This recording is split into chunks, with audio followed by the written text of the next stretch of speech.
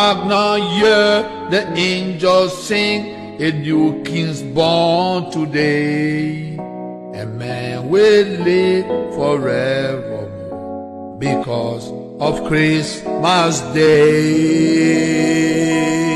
Hey, my Christmas oil, my Christmas oil, yeah, my Christmas oil, yeah, my Christmas oil, yeah. Hey, my Christmas, can't tell your Christmas, my Christmas on you too. Yeah, yeah, Merry Christmas and God bless your Liberian people. Yeah, yeah, enjoy your Christmas. Hark now, hear the angels sing, a new king's born today. A man will live forevermore because of Christmas Day.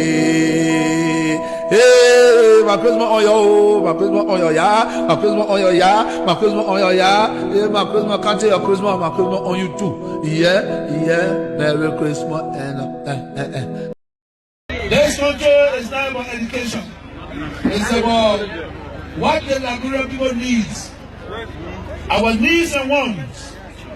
The leader that can provide for all the best praise, look at your homes, look at your villages. You are living in huts. A book and English can develop country. Liberia is supposed to be the best country in the world. This country is not about education. It's about what the Liberian people needs. Our needs and wants. The leader that can provide for all the best praise, look at your homes, look at your villages. You are living in huts. A book and English can develop country. Liberia is supposed to be the best country in the world. This country is not about education. It's about what the Liberian people needs. Our needs and wants. The leader that can provide for all the best praise, look at your homes, look at your villages. You are living in huts. A book and English can develop country. Liberia is supposed to be the best country in the world. This country is not about education. It's about what the Liberian people needs. Our needs and wants.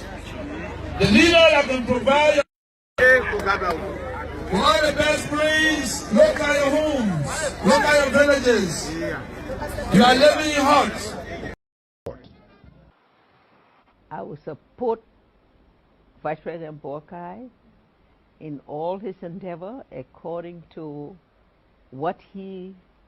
how he sets his program to become president. I'll give him the fullest support, but he will get it the same way I got it. I will support Vice President Borkai in all his endeavor according to how he sets his program to become president. I'll give him the fullest support, but he will get it the same way I got it. I will support. The former Liberia Football Association and former FIFA Standing Committee member was found guilty of having misappropriated FIFA funds as well as having received benefits and found himself in the situations of conflict of interest in violation of FIFA Code of Ethics. Let me welcome all of you guys to the Manefson Abraka Talk Show here. We are very glad tonight to have Mr. Miamen with us in studio. He is to tell us about himself first, and then but first thing first, let me go to my co-host. Take it from me now.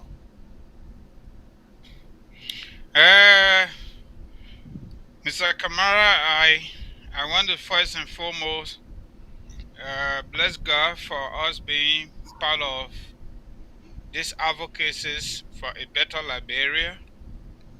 But Liberia is very interesting, and I think we are in a trying time to have a sitting president mocking at the Liberian people in the name of Christmas song. It is sad, it is regrettable, and you know what? Our whole Liberian people are watching. a president that say education don't matter. I don't know any country in the world that just got better when the people live in abject poverty. Poverty is not just the lack of money. Poverty is the lack of hopefulness. You know? So for a president to say education is not anything that we need in this place and on our path, the country is in trouble. And our population, especially our young people, we should be worried about them.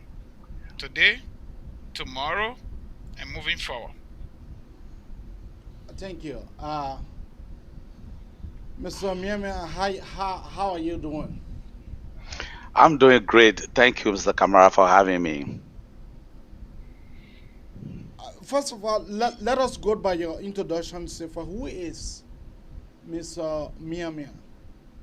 Mr. Miamen, I don't know what I'm pronouncing. Okay. Yeah, Mr. Kamara, you're doing very great. It's Miamen. Okay. My name is Goanue Miamen. I was born and raised in Liberia, in Lamco, Yekepa. And then around 1981, I attended the Booker Washington Institute on BWI. And I graduated in 1984. I enrolled at the University of Liberia prior to the eruption of the Civil War. I found myself as a refugee for 10 years with my wife, ZTT. And then we had repatriation to come to the United States. And I obtained an associate degree in science and technology and a bachelor in psychology. Okay. So how is the family? The family is doing fine, thank you. Okay. Yep. Mr. Miamen, we are going to start the ball rolling right away because we have so many things on our plate. We have so many political items on our plate tonight. So let me be able to start with you. How do you feel about the present situation back home? How do you feel? Well, I will just give one sentence before I can go on to my introductory issues. I think we have square pegs in the round holes. You know, if you have square pegs and you put it in a round hole, you know that you have perimeters around it that will not be filled. And that is the kind of situation we have back home. But because Liberia is all of us, our hexamony, we belong there. We have to talk and we have to participate. This is not about hating somebody personally. It's about how that country is going to go and what our grandchildren will do when they get to the place that we are right now. Liberia is, 60% of the population is 25 or under, and our illiteracy rate is 60%. Now, you know, the Article 10 of our constitution in Liberia says that the constitution should be taught in all of the institution of learning. I don't know whether that is being done. So blindly, we have blind loyalties to people that we don't supposed to have, that we don't supposed to support. And this will continue to take this country backward. Okay, if you have a president, you have a sitting president who believes that he will be a music star when the people have not taken pay. I mean, it's beyond me. And not only that, his henchmen, these guys, we thought that when George Weah is elected, we are going to move from this situation where they used to refer to as the academic, the educational elite. When the people who know book can do something better, they want to take it away from there. But look at how deep that we have gone into this problem that we are going through. That gave me the points for me to make. How when you sit down and you think about your great grandchildren at their age have been raped.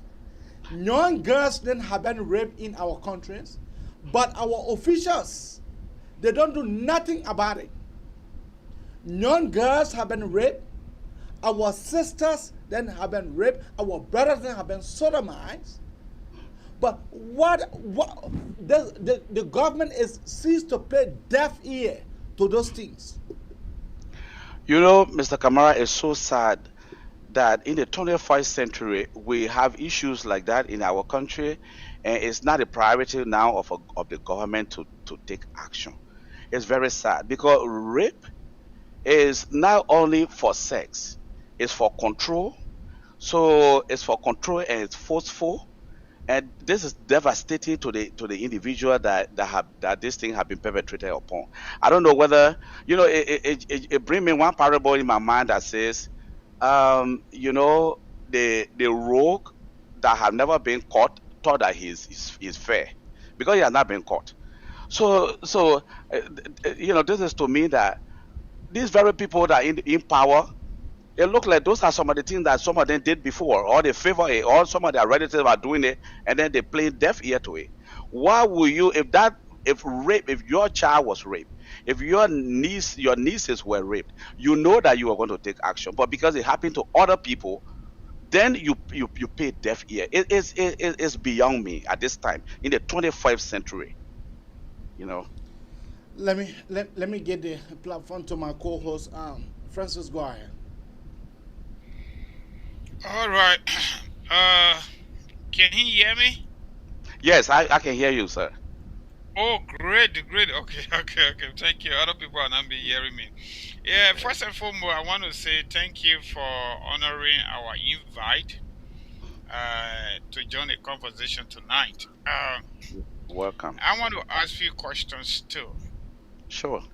The political outlook of our country, with specific reference to I call it so-called now because that's the way we see things going. The so-called collaborating political party against the ruling CDC. How do you look at it? What are the prospects based on your own limit? This is not the first time, and I hate for people to say history repeat itself. History does not repeat. The people failure to adhere to the lesson of the past history and make them to do the same thing, and then they make the same mistake, and people say history repeat itself. This reminds me of 1985 when President Samuel Doe delayed. There was the election, and then they put on this grand coalition.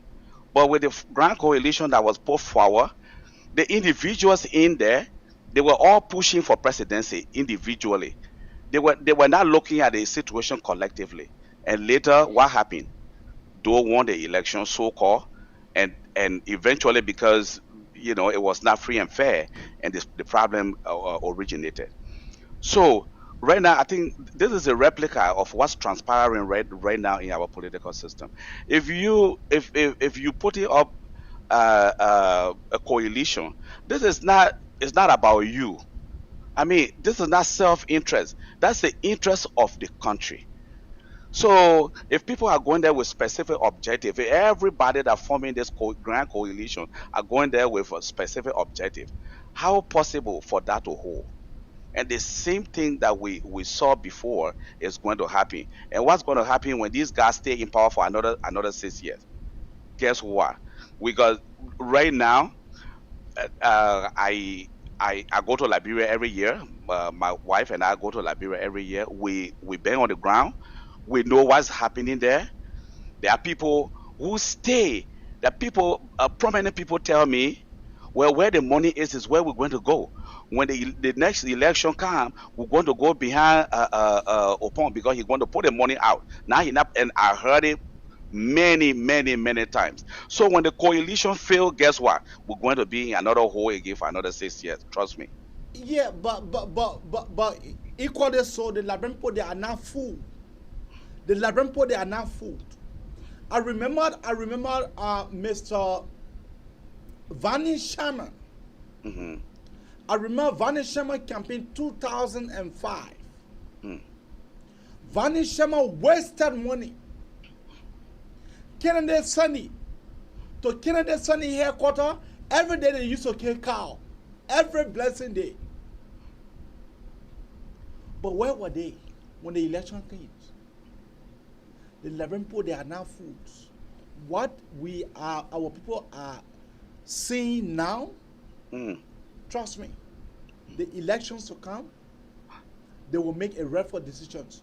With the way our country, and I'm about to address you on an issue for you to be able to tell me what are your perspectives when it comes to Meta Steel, because in the quote-unquote agreement that Meta Steel said that they were going to do during early Joseph lifetime, Meta Steel never did none of that.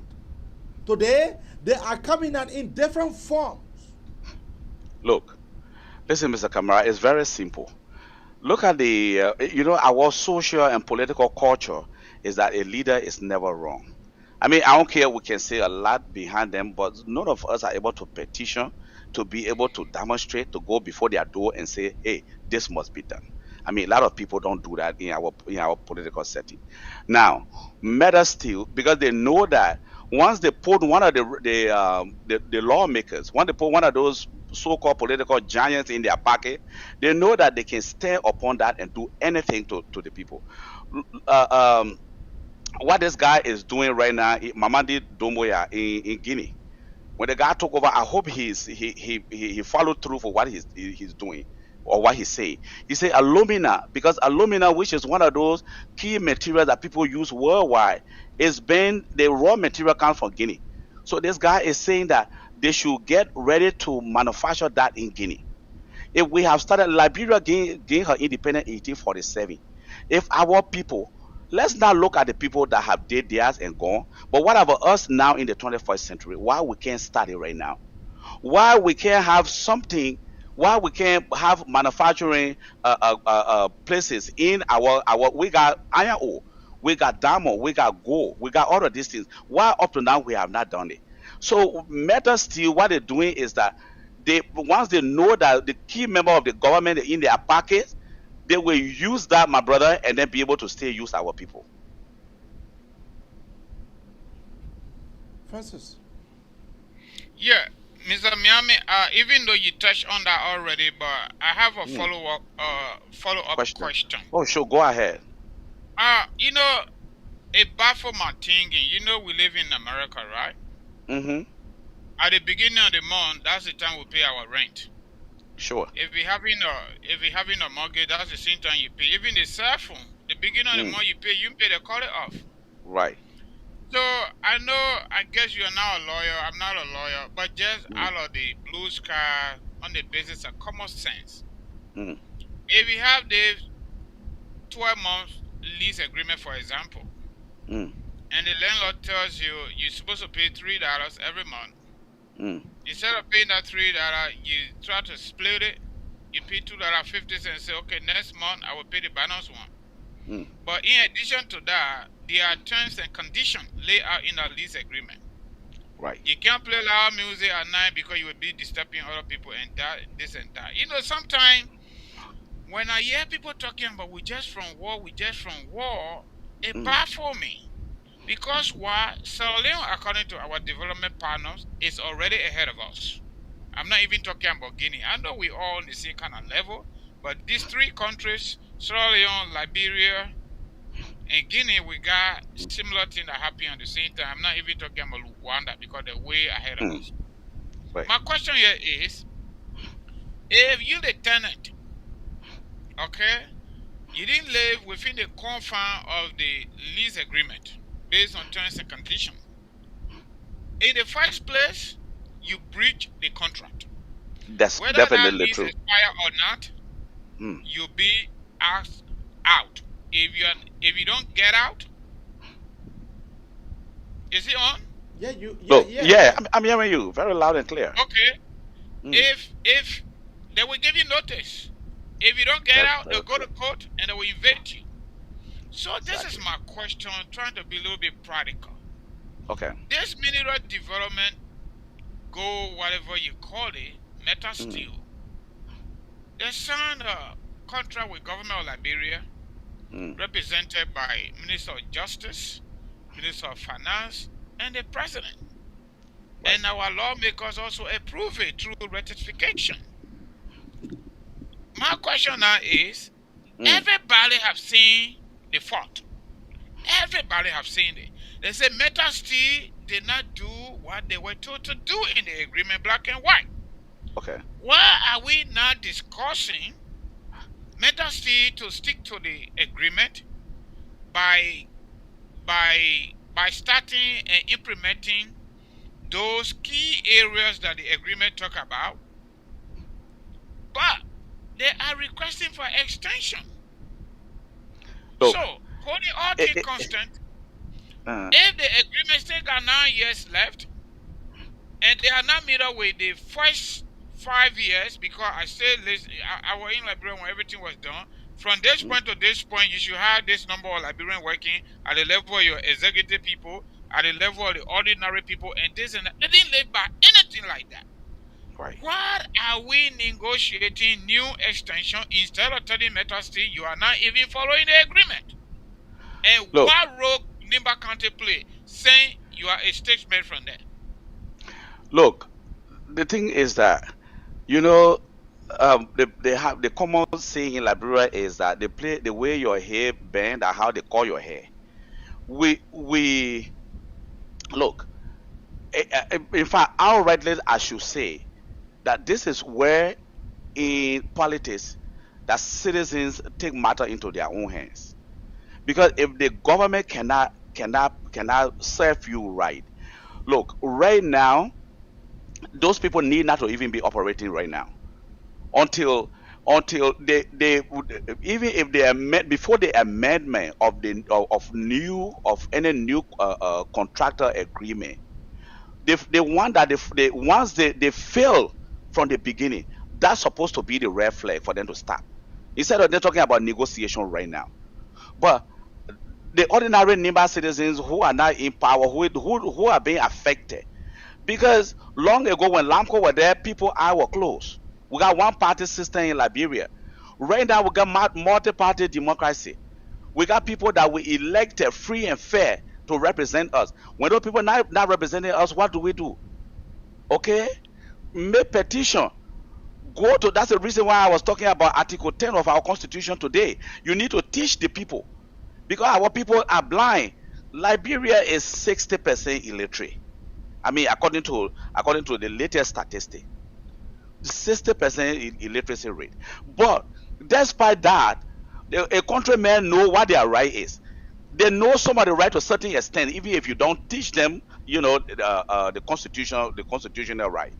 But this is about time that the citizens themselves need to act, because the people, the government, the people that you put there are failing you.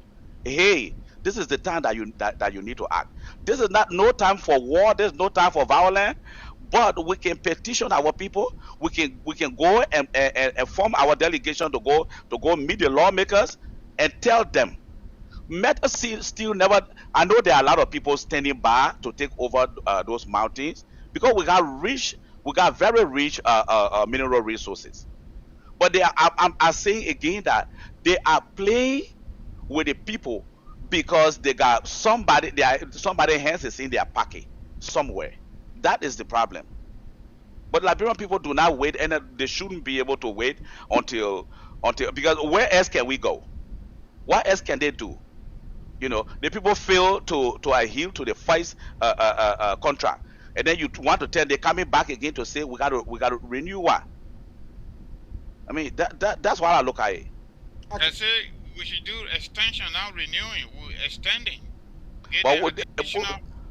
We should extend the field. That is like we are extending the field. The issue failed already. Then we should extend it again. I mean, it means that we are not just stupid. We are very stupid. You know, when certain country was reported to America that they were doing, you know, but it's all about interest here. So, and then one time the president, you know, said, if that man is a bitch, then he is our son of a bitch. So that is the same thing that we're going through right over there right now. Look, those people they need not to be there. There is no need for us to extend anything. That's what I'm saying. Okay. Okay. Thank you. Let us look at our country for 1 minute. Do you think our Right. country is safe? Our president in Liberia, sometimes he makes shocking. He made some announcements that are so shocking that I never thought that a president. Look, what keeping us safe in Liberia is the Almighty God. That's first and foremost. And the second thing is our own working on our own volition to look around us and keep ourselves safe. But the country is not safe. The country is not safe. We go there and people tell us, "Oh, you going to that place?" I say that God will keep me safe. What kind of country that you see people killing? I know there have been killing a lot. We have seen it, and nobody have been brought to justice. And then you got these kids being raped, and nobody have been brought to justice. So, and the president is there, to want to be a Hollywood star. And all of a lot of our senators, they are there corrupting, and all they want is what you get for me. If people come from America to go there and say they want to invest, then we say we save. National security is not their priority. I mean, so it's still beyond me. So it's not. It's not. It's only God that keeping us safe in our country. And I wanted to bring you to my knowledge, and because tomorrow we'll be leaving the cat out of the bag tomorrow. Okay, sure. For me, I have local Liberia to not be safe, and you just said it.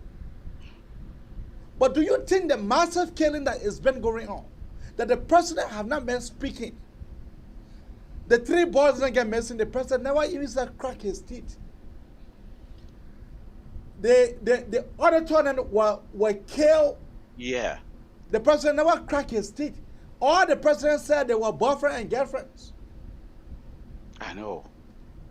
Can you believe Mabutu that? Vlad, who was public work minister, he was killed. The president never cracked his teeth. The death report came. It says that Mabutu Vlad were poisoned, which of course we said it here on our show. Talkman, the late president Talkman's son, get killed. The president never cracked his teeth. Late President Tobo, son get killed. The president never cracked his teeth. And that president's son, he was a peace ambassador. The president never cracked his teeth. Now, it is Jean Salif that they are just murdered. Just yesterday. They just murdered Madam Salif's second son. So I want you for you to give a chronological order about this president. How do you think that, because a president will come out to be able to speak when there is some issues? You see, you are. Some of the problem we have is that they are oblivious to the fact to what brought them in power in the first place. Because you got to look at where you sleep. You don't look at where you fall. These people are supposed to know what brought them to power. What brought them to power was that because we believe that there were massive corruption and abuse of human rights. And this is why people took arm. Ordinary people took arm and then they fought. And then our conflict can never be settled until the political issues. So everybody went around the round table, and then now we have new batch. We had an election when Johnny Salih was elected, and later on is Upon. They don't know, they don't think that. These are the people who voted for you. These are the people who you came to represent. Now, I don't know where, President Tubman used to have something he called the ends shall justify the means. So when issues happen, he will wait. He will wait and play down on it. In fact, those ones that he will not say anything about it, he will not say it. This is not the time. This is not the time. Mr. President, you need to come up. If you are not even part of the problem, you have to be part of the solution. So why is it that nothing has been said? This is also beyond me. And this brings me to back to the backing of the fact that Liberia is not safe. It's not safe. Francis. Yep. So sometimes it is just disgusting Exactly. when I listen to the government surrogate, like the Minister of Finance and the rest of the guys. You cannot be shooting in your own leg And you you deserve are to walk. accusing the opposition. Mm.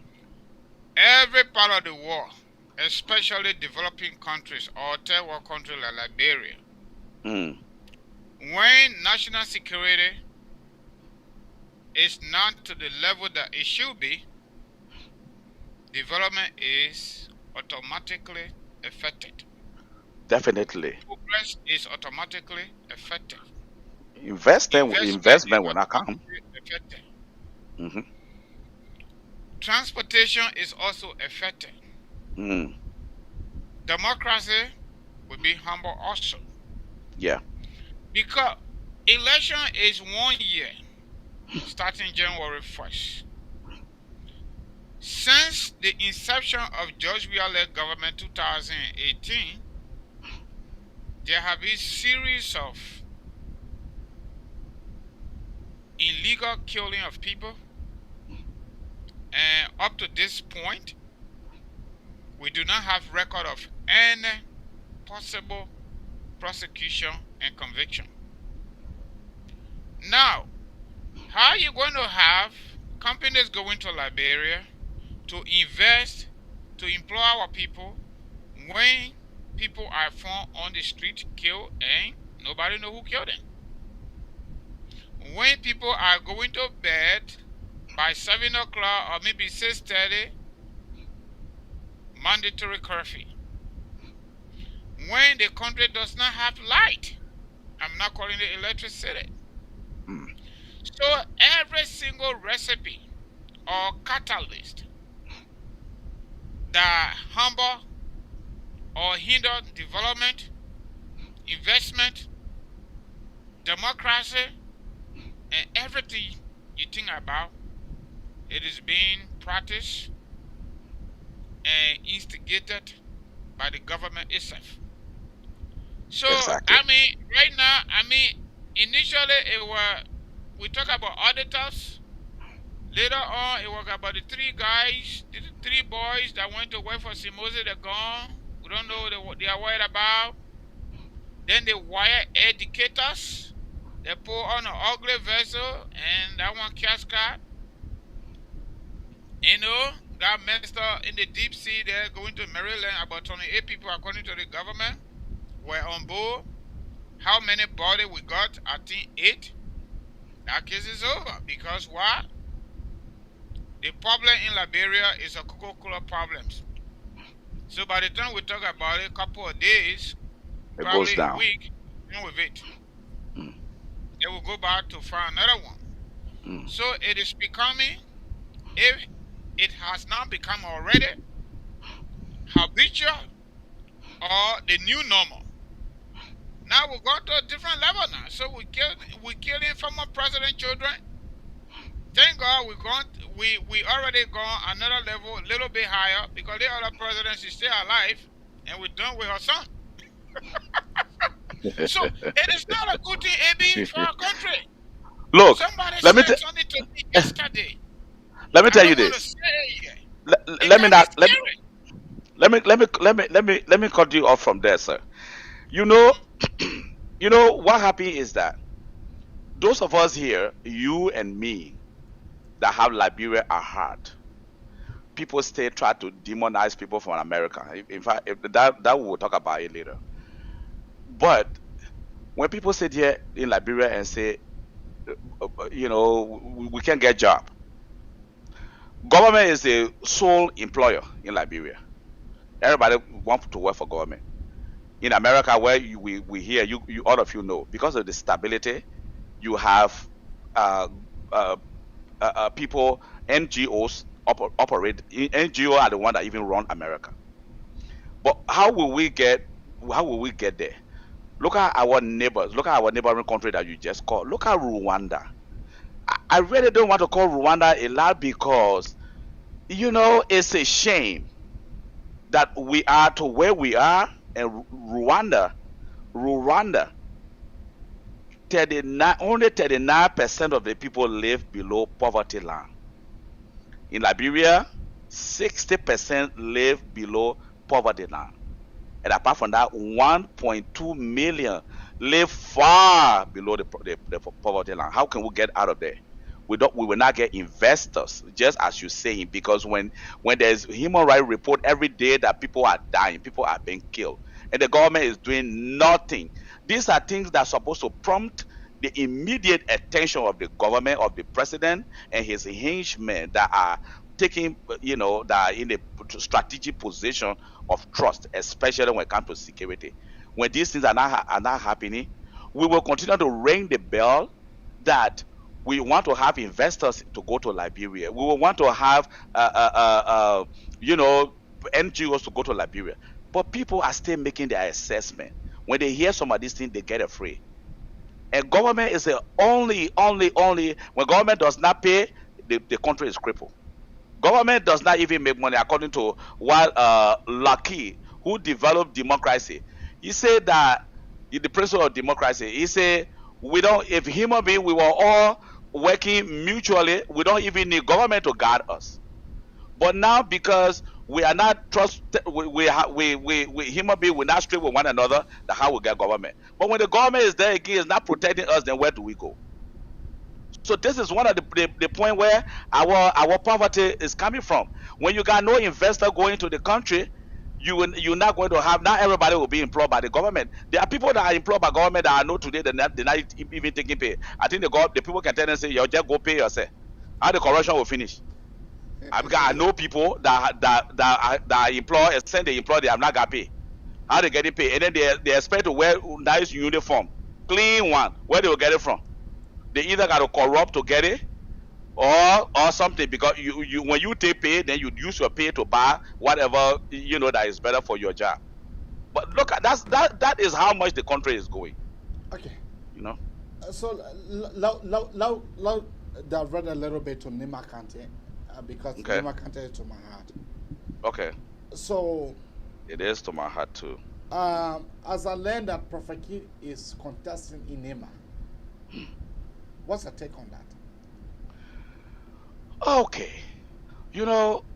Prophet Key, when I started to know Prophet Key, that was not at the time that he was even at the political limelight, that he have joined, to politics. I knew him before he decided to take on the government leaders. And I heard people say, oh, he can curse people. Okay. I think he's better than people who can kill people. I think cursing is better if you can express your frustration with cursing instead of expressing your frustration with killing. I think Liberia are going to be okay. But we all made mark. We all took part in the Liberian Civil War some kind of way. Because other people who supported people that kill people, then you have killed people indirectly. I let Prophet Key before he said the fact.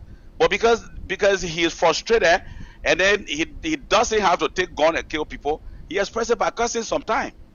But I think when I got to Prophet Key, I said, hey, I hope you don't curse anybody. He said, Papa, I will stop cursing. I said, okay, if I hear you cursing, then I'm not going to be on your side.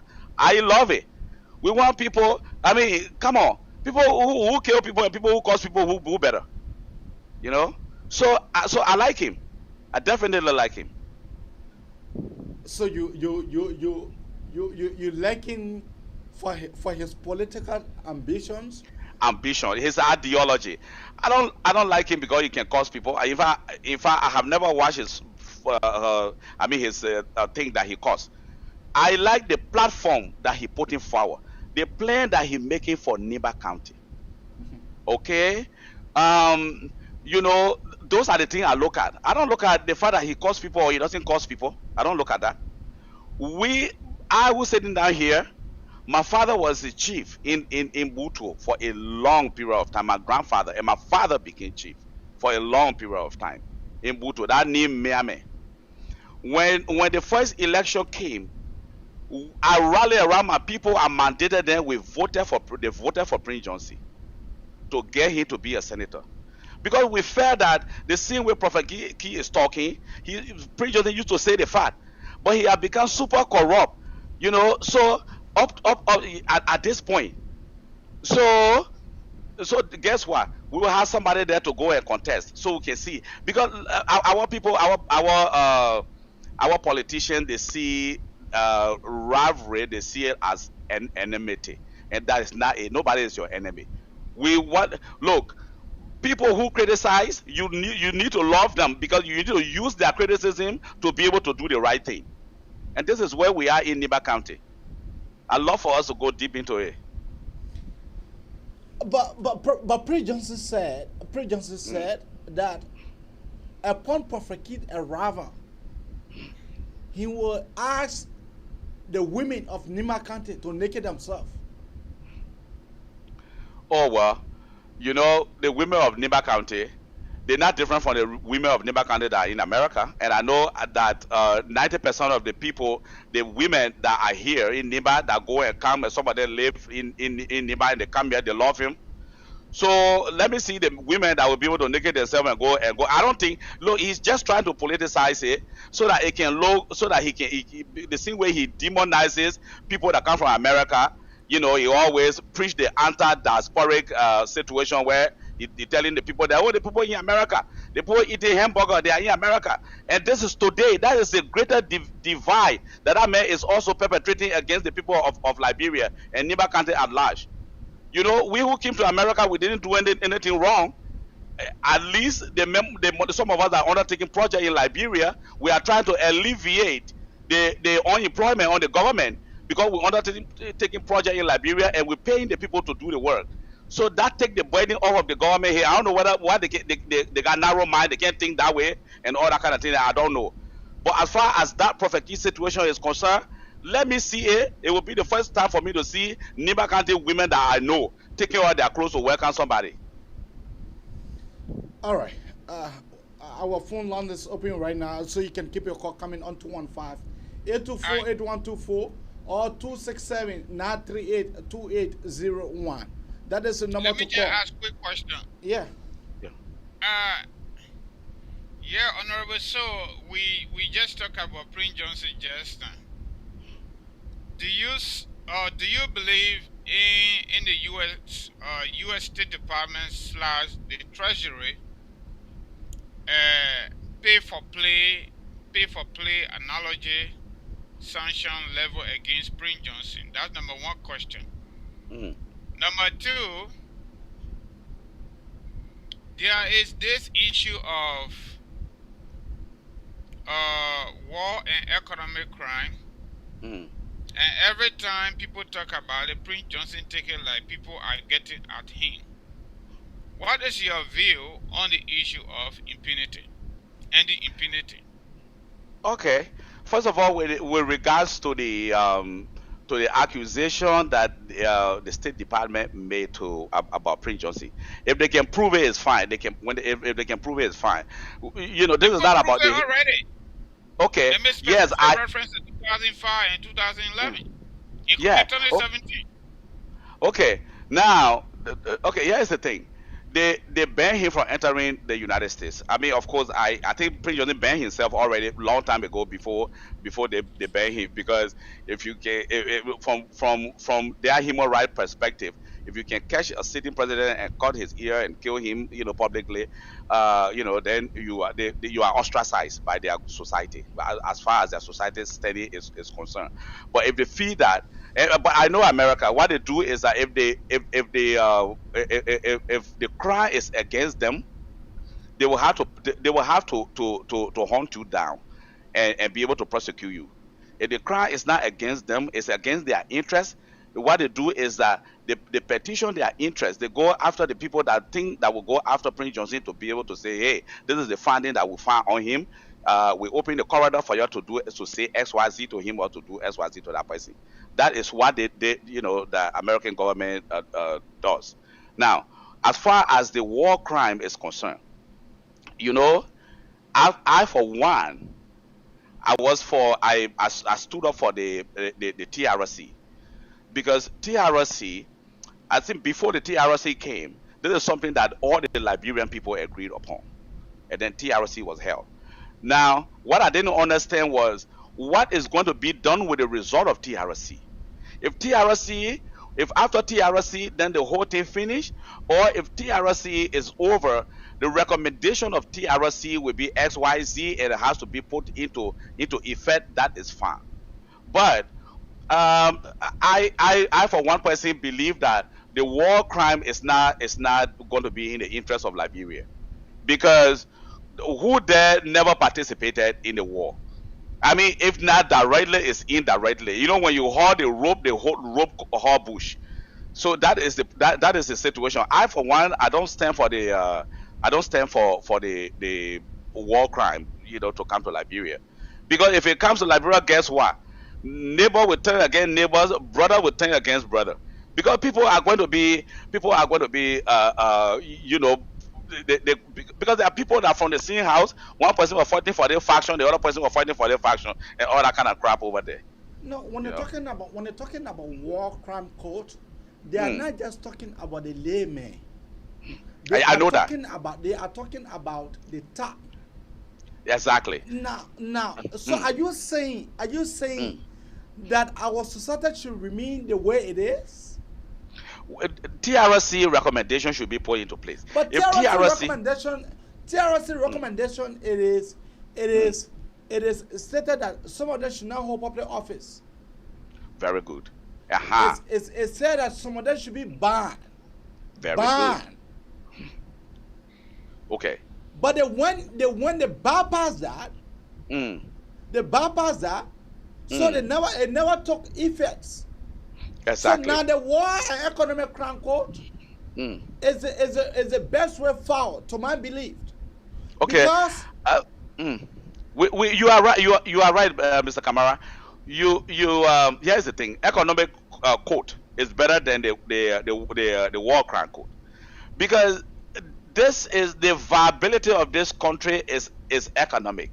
Whatever that transpire, I am sure people got hurt. That's the reason why I like this. I like this guy called Julian Malema that is in South Africa. Yeah, I love him because this guy, he preached about unity. When in my own view, look, the black people around. That's the reason why when this whole thing was happening with the Mandingo people and Mandingo and Gil people and that we are brothers and sisters. I would say now here, my nieces and my cousins, they are in Ganta, they are Mandingos. So I'm part of the Mandingo family. So it's like when you pinch the Mandingo people, you pinch me. So why will why brothers and sisters? The only foreigner that we have in Liberia are those people that are against the upliftment of our country, the corrupt people. Those are the enemies that we have there. We don't have enemies among ourselves over there. Yeah, but on the terms of the war and economic crime code, to me, the war and economic crime code is the best way forward, because you're having Charles Taylor, who have been held for war and economic crime code for a participation into Sierra Leone, not for Liberia. Exactly. Very good. Then you have Prince Johnson, who is a president killer. Then you have the less of Benjamin Yete and the less of Sekou Damate, the less of Thomas Yaya Nimle. So are you telling us tonight on the show that the war crime code is not the best way forward? These people, believe you me, even despite the fact that if the Liberian people do not bring them to war crime, they have brought themselves to the war crime already. How many of them will survive after 10 years from now? They are getting old. These people are getting old. And from there, the stress that they have upon themselves, this thing that is a killer factor too, by itself. Right now, our focus in Liberia should be the economic recovery of this country. So if we can detach the war crime from the economic code, that would be okay. It comes together and working hand in hand. The war and economic crime code and work hand in hand. You will not detach the other one from the other one. You can. Okay, but here's the situation.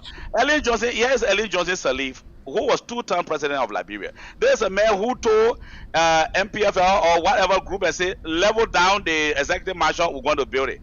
During her administration, at the time the TRC took place, they played down on all of that.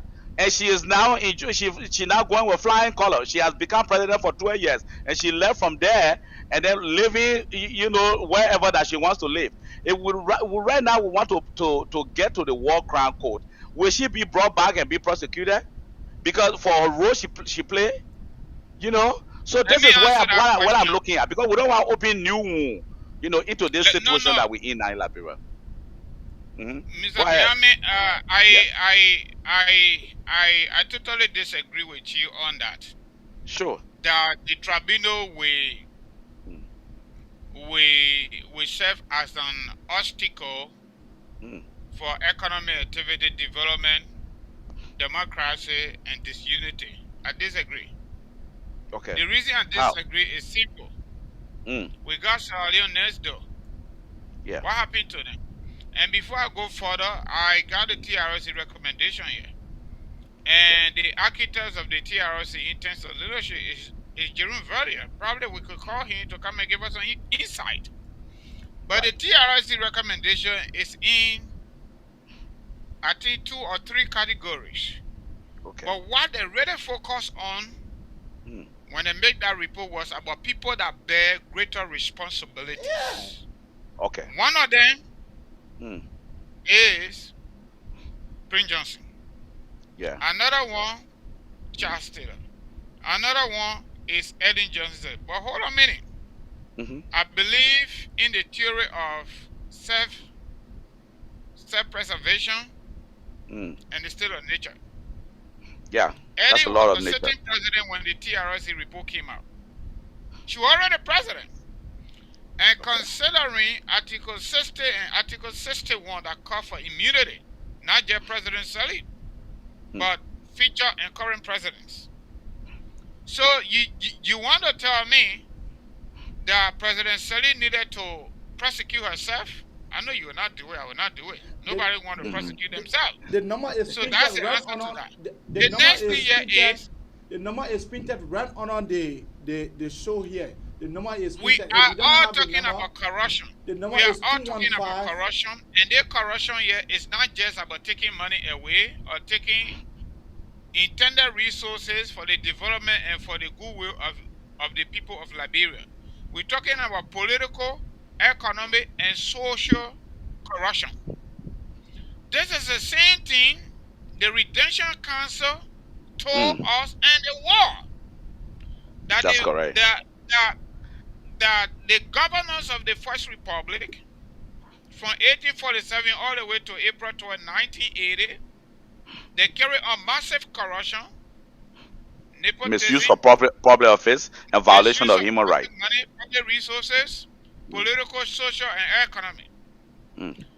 They were not even allowed to have legal representation according to the Supreme Court, quote-unquote, junta report.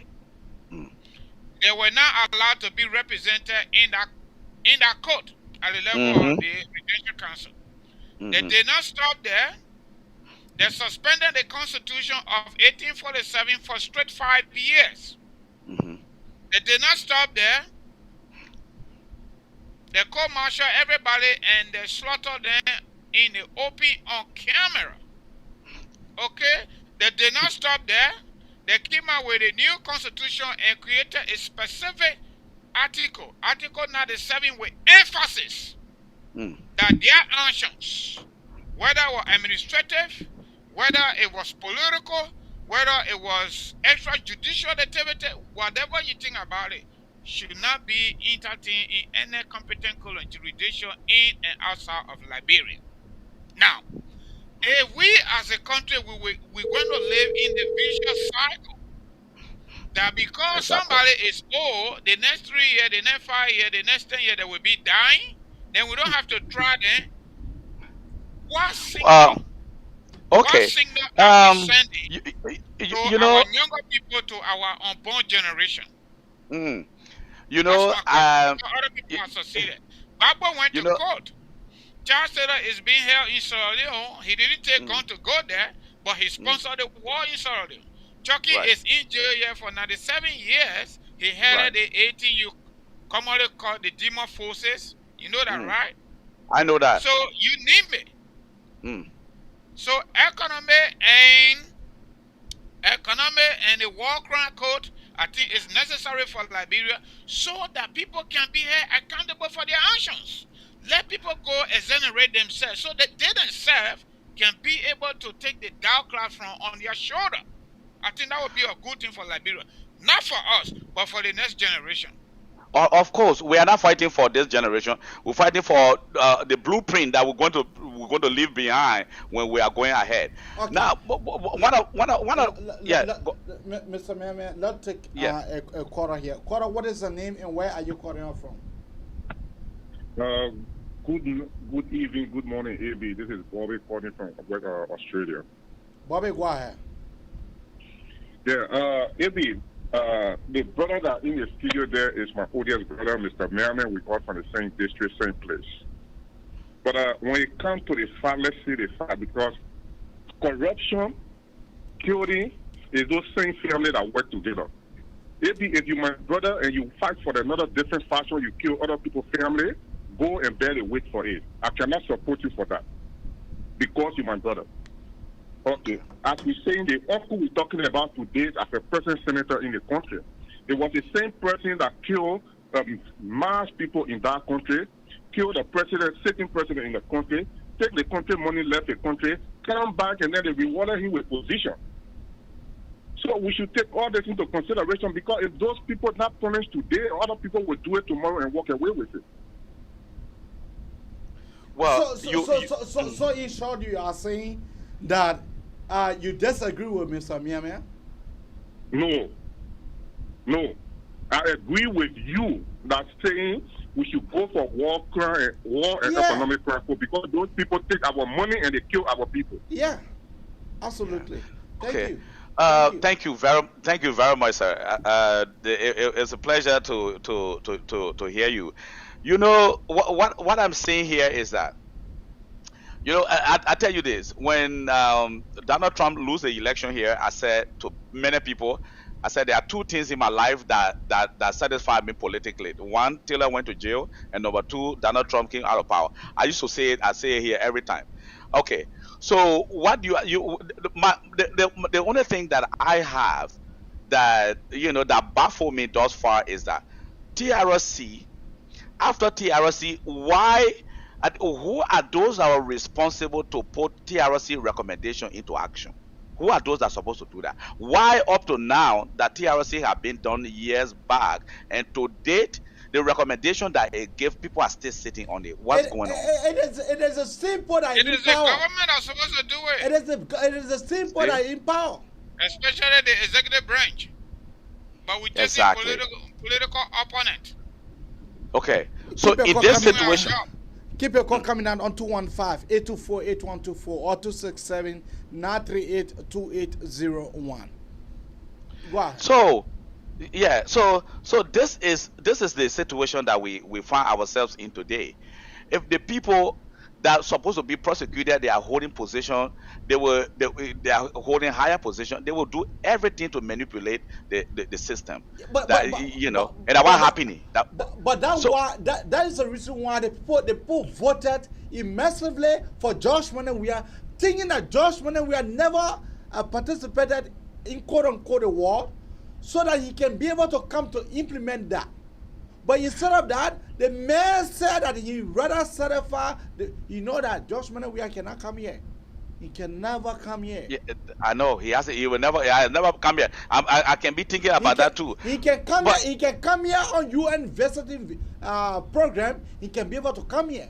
But for Josh Monenwia to come here, like other presidents to say I'm visiting Washington D.C., Josh Monenwia would not come here. Because Because the reason he knows very well that, of course, if Prince Johnson have been indulging him every time, I think as far as we all know, pledging NIBA vote to him many a time, the people here know that if it smell like rat, it look like rat, it feels like rat, there is a rat. That's how the people here, that's how the people here think. They know that the certain element of our mates over there are corrupt, and then they are killers and all that kind of thing. And you side with them all through during your political, you depend on them as your political godfather, how he will come here. Because once these people are barred from coming here, he too knows that his life here is not going to be safe. So this is the problem that we found. This is where we find ourselves. Then my question comes back to the listeners right now. How can we put TRC recommendation into place right now? We're seeing and noting what we know now and what we're seeing now. I think let me help our audience. Somebody can come in. Our audience The best way we need to put our TRC recommendation into practice is to hold the government accountable. Hold their feet to the fire. If they cannot agree, I'm not a lawyer, we sign other treaties with the United Nations. Conventions. We also signed treaty with the Geneva Convention and the United States of America. The human rights issue, if the government cannot handle it, we the citizens, we can handle it. We need to hold their feet to the fire. From all indication, when they start shooting us, then they'll be shooting their own legs. At that point, we can ask the United States, with the intervention of the United Nations, they will seize it. They will seize it. Because the reason why, thank you. They don't tell you that you need to do that, you need to do that, but they will just tell you the way we see things, you need to do that because the citizen wants it. If you don't do it, you're on your own. Right now, World Bank gives small money, right? International Monitoring Fund getting small money, about 245 million. We seize that. They already can pass the MCC test, so that would be easy. That'll be easy. That's what we need to do. But the issue of impunity, the issue of let it go, the issue of everybody, no. I totally disagree with that analogy. Everybody did not take part in that war, directly or indirectly. We were victimized by cruel people, by wicked people, by people who didn't have no vision for that country. And they need to be held accountable for their actions. That's the only way Liberia will go for. You think why Liberians, especially the young people, they don't vote for good people. We glorify bad people, people that stand straight, that follow integrity. You have to turn your receiver down. So we need to stop that way of thinking. Because somebody get 2-3 years to die or 10 years to die, they should keep destroying the country.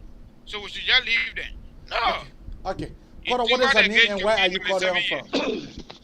I'm Alex Dennis and I'm calling from Upper Darby, Pennsylvania. Go ahead. Yeah. In regard to this TLC recommendation, first of all, I will say that the TRC's entire document is just a joke to Liberian people. You see that? It's just a joke. For the fact that... What make a joke? Okay, listen now. For the fact that Ellie was also part of the Liberian Civil War. She's on record for that.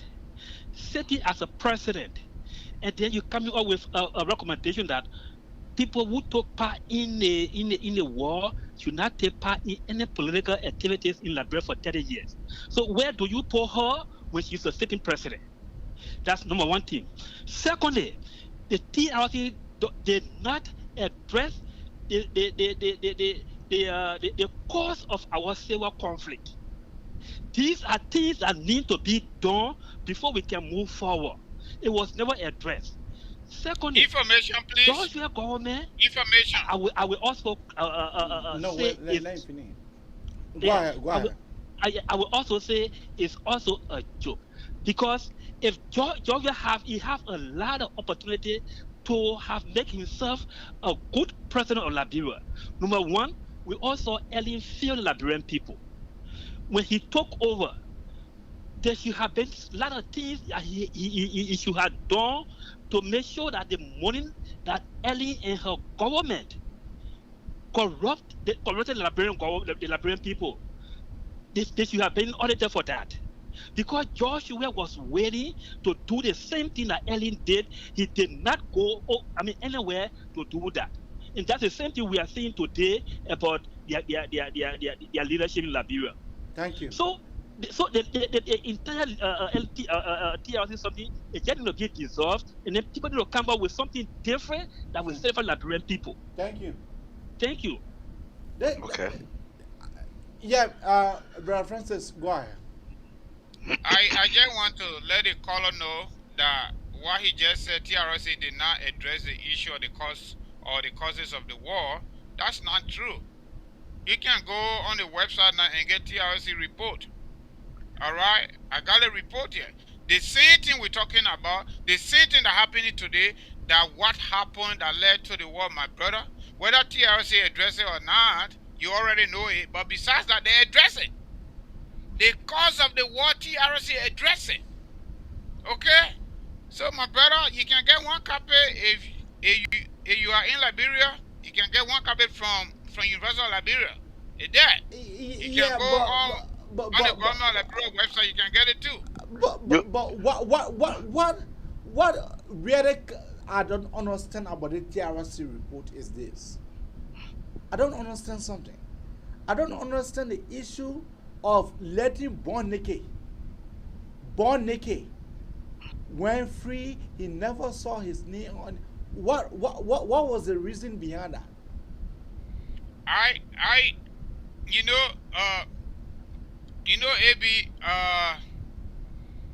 I'm not a lawyer, but I got some more experience now. When it comes to prosecution, they got something they call plea bargaining. And they got also something they call remorsefulness. For example, you are right in Minnesota there. Minnesota have been having high profile cases in court. The police officer on the ruling was less than 24 hours, the jury came up with, guilty verdict. When people go to court and cry and showcase their regret, even though they are defendants, under the system of United States, including Liberia, sometimes the jury want to buy into their emotion. The intention of the crime, the regret, and the person's sound for forgiveness sometimes play a lot. Sometimes you will even find prosecution coming up with an offer to bargain in order to reduce their caseload, putting on the table cost and benefit analysis. How much the case will cost to prosecute, and how much it will cost us to reduce our time and to give us more opportunity to take care of serious matters. Not that that is not serious, but the nature of it now, that's something we all got to take into consideration.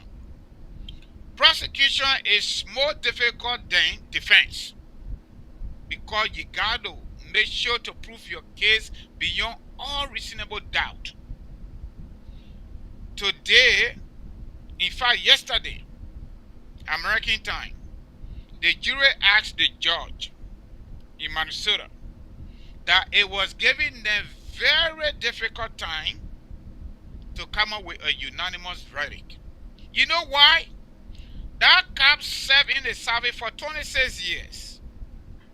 And from all indication on the spot, she regretted why she got to even shoot that boy.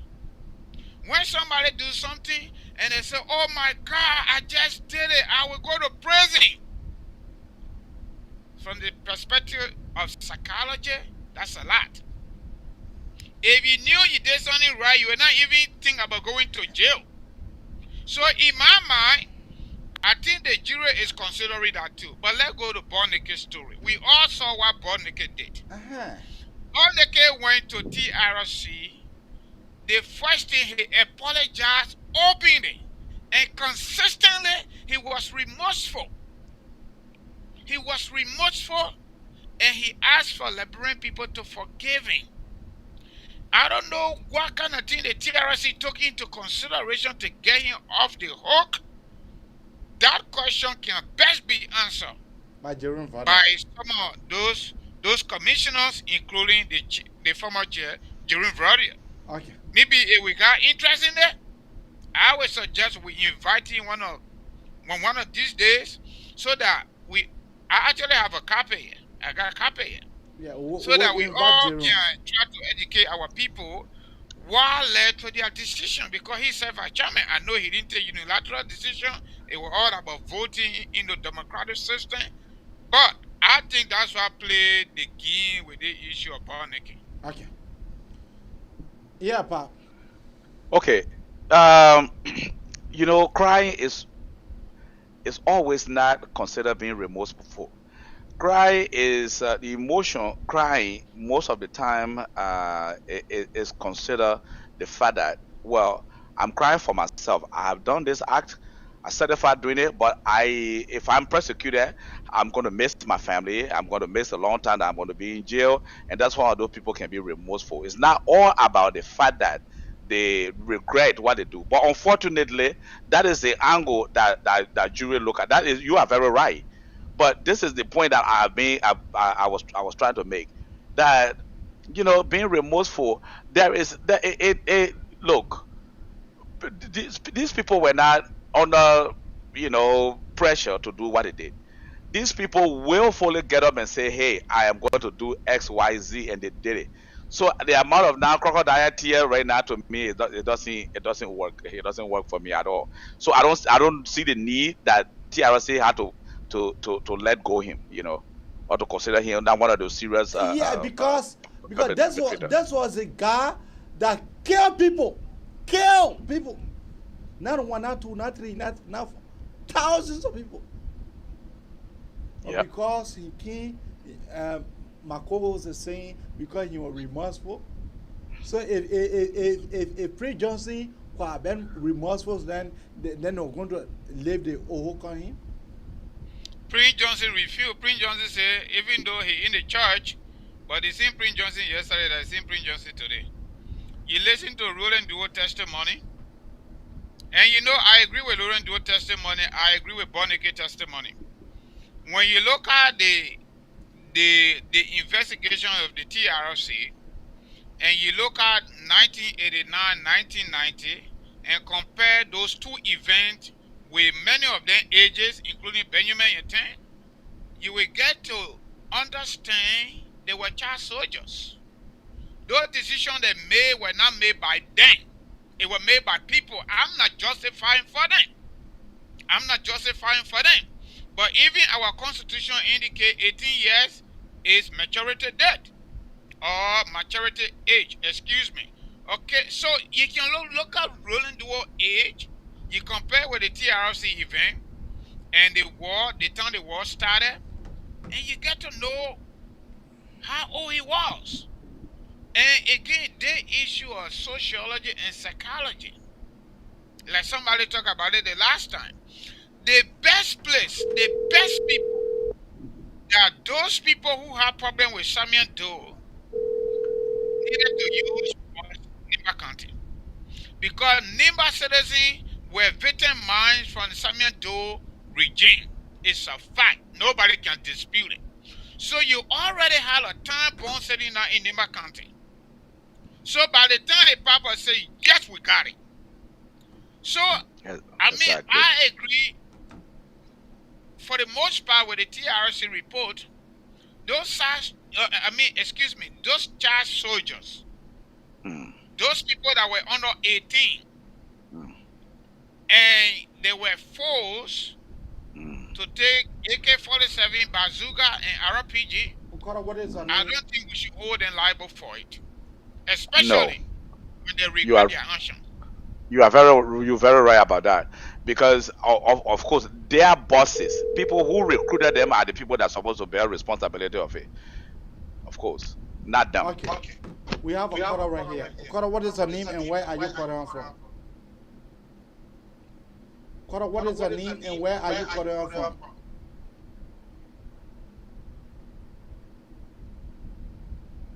All right. We lost that Koro.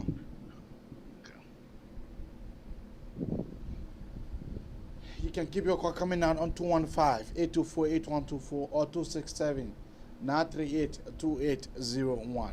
That is the number to call to participate on the show. We have Mr. Miamen.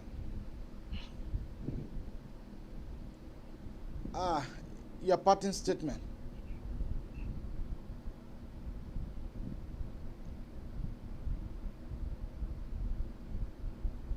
Are you Yes, speaking to sir. the caller? No, I'm speaking to you. Okay. Yeah. Yes, sir. I'm asking you for your parting statement. What do you have to say on behalf? Okay. We are gradually dragging to the end of the show. Okay. Now, what I want to make clear here to the Liberian people is this. You know, those days to see an individual as political godfather or political digmagor, those days are over. Mhm. Those things will not bring food on our table. Those things will not sustain our family and our family unborn. If we are making decision today, let us think that every decision we make today will affect our children tomorrow.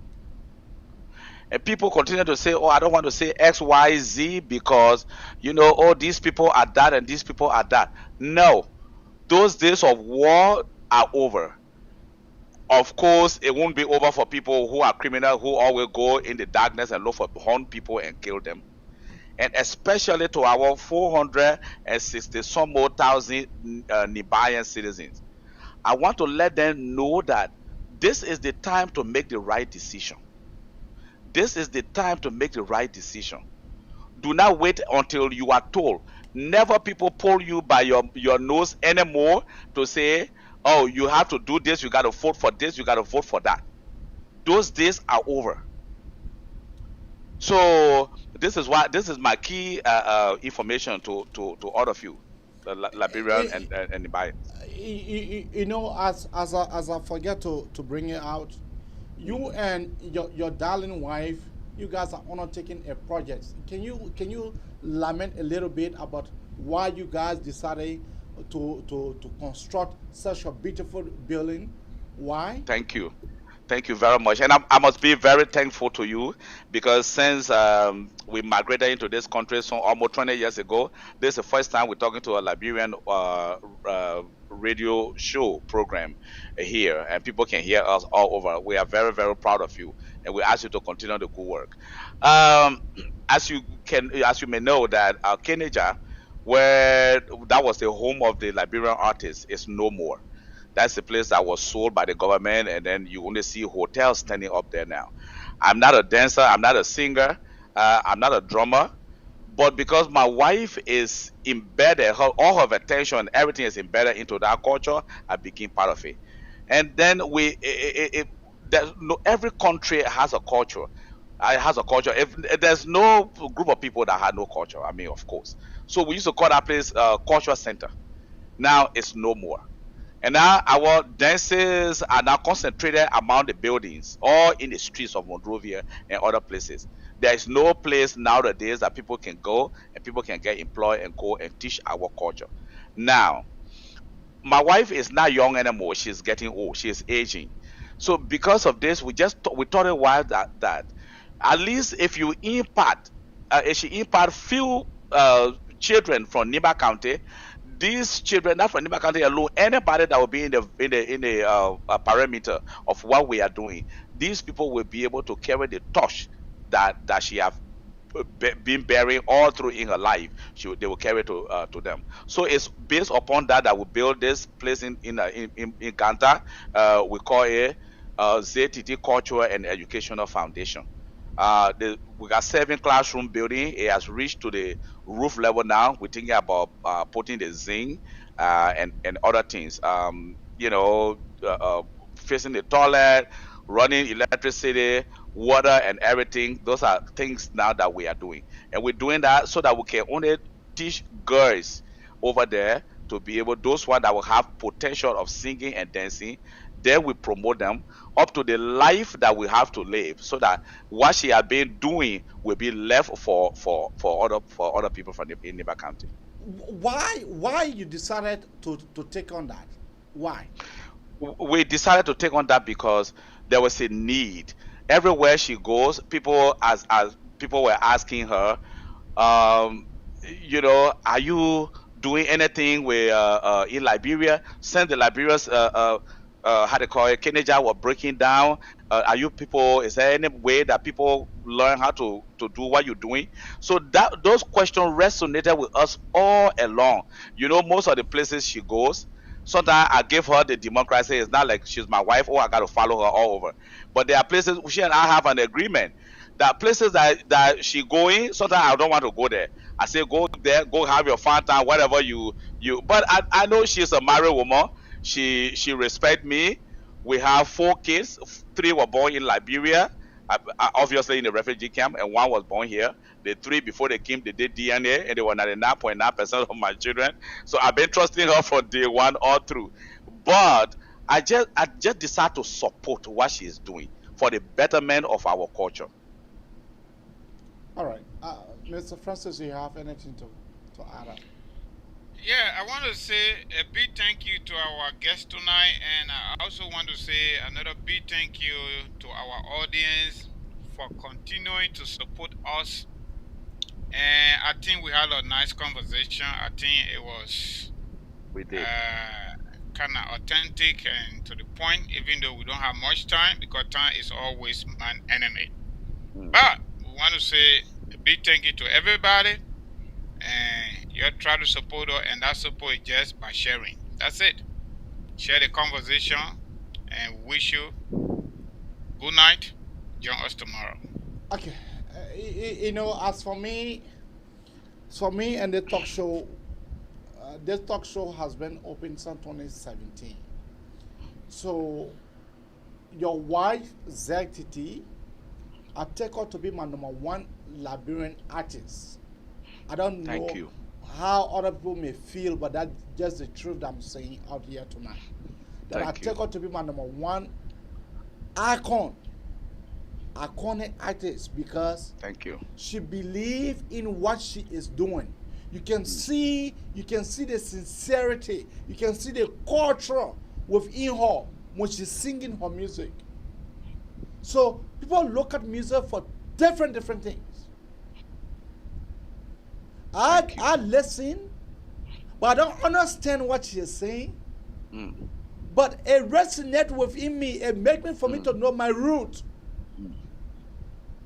So, as I said to her on this platform, that this platform is all yours.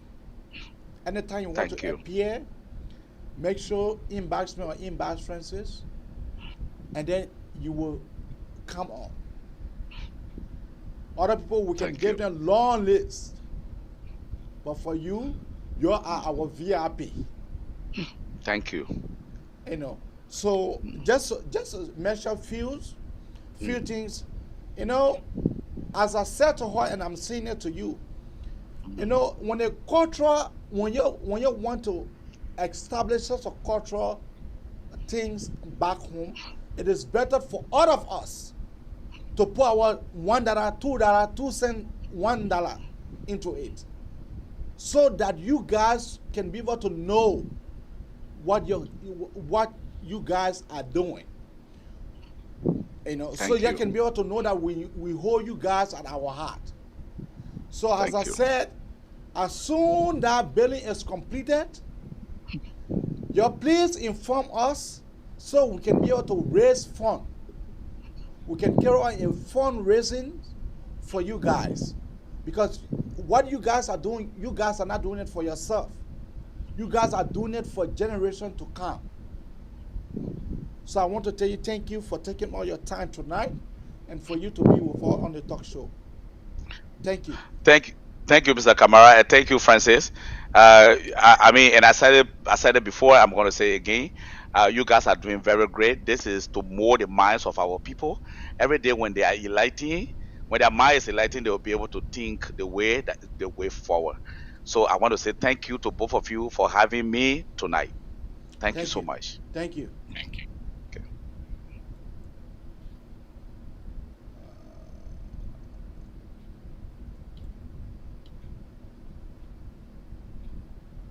Yeah, Francis. Yes, sir.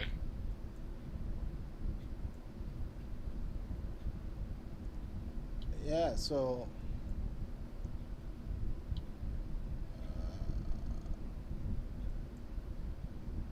yeah, so that's all we have to say. So how do you vet the paper? But we can be able to discuss that beyond closed door, beyond the scene.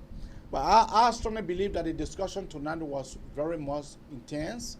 The discussion tonight was interactive with our audience and with our guests. I believe that we are getting somewhere. I strongly believe that the talk show, we are greatly improving, and I can just wait and for us to be able to touch base with Jerome Vader, for him to be our next guest here. Yeah. Okay, that would be good. So I can look at my TRC and get some questions for him. Yeah. TRC report, get it.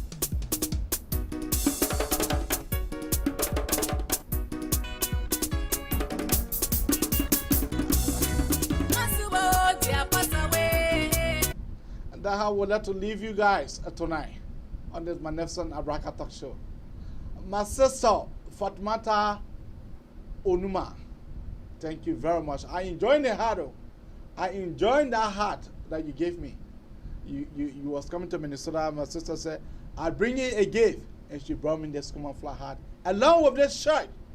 And that's the reason why I continue to wear the shirts, to remind you guys that it is my sister who did it for me. Thank you. Thank you so much. Bye-bye for now.